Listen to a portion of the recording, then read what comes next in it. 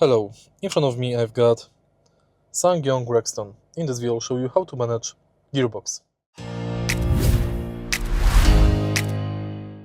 In the beginning, take a look in the center of the car. Right here we've got the gearbox shifter.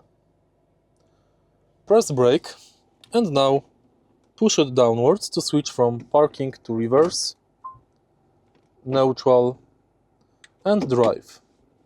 While in drive mode, you can push the gearbox left to manually change gears. To change manually gears, push the knob at the left side of the gearbox.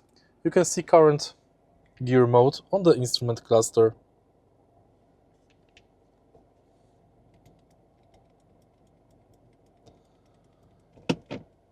And that's basically it.